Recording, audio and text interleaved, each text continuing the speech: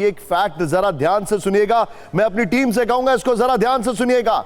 भारत कैसे अपना इंटरेस्ट, इस डील में इतना समय क्यों लगा? क्योंकि कई सारे एरियाज थे, डेयरी है, एग्रीकल्चर है, जहां पर भारत बहुत ज्यादा प्रोटेक्टिव है अपने एनवायरमेंट को लेकर, और ये गलत नहीं है, हर मुल्क करता है। मैं आपको बताना चाहूंगा, इसको जरा ध्यान दीजिएगा, एग्रीकल्चर का जो एम्प्लॉयमेंट है भारत में वो 42.86% है। ग्लोबल स्टैटिस्टा ये कंपेयर एक डेटा है वो कहता है, लेकिन यूरोप में 3.99% है। सोचिए ये कुछ वजह, लेकिन अब हमें उनसे क्या चाहिए? उनकी सर्विस सेक्टर डिपेंडेंस जो है वो 71% है, हमारी 31% है। वो मार्केट हमारे पास आना चाहिए।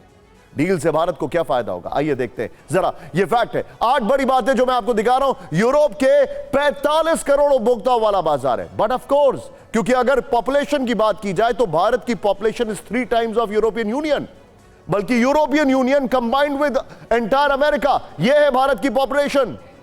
टेक्सटाइल, चमड़ा, रत्नों पर यूरोप में 0% टैरिफ। अब ये वो एरियाज है जो बहुत अफेक्टेड हैं ट्रंप के टैरिफ से, ये वो एरियाज है जिनमें बहुत नुकसान पहुंच रहा है।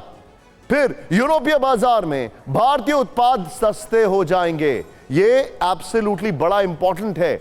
सोचिए जरा, ये यहां पर बड़ी बात मैं आपको बता रहा हूं, वियतनाम, बांग्लादेश जैसे देशों के मुकाबले ज्यादा निर्यात संभव है। और इंटरेस्टिंग बात क्या है? इंटरेस्टिंग बात है एप्पल का भारत में प्रोडक्शन, जो कि एक टर्निंग पॉइंट है।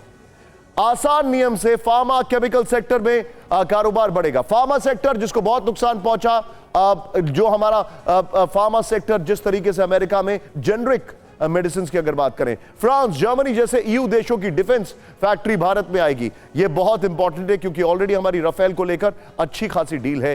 फिर हम लोग फ्रांस के ऊपर काफी निर्भर है फाइटर प्लेन्स को लेकर, मिराज सबसे पहले वहां से शुरुआत हुई थी। फिर टैक्स घटने से ईयू की शराब, कारें और इंडस्ट्रियल प्रोडक्ट सस्ते हो सकते हैं। अमेरिकी टैरिफ से हुए मामूली नुकसान की भरपाई होगी।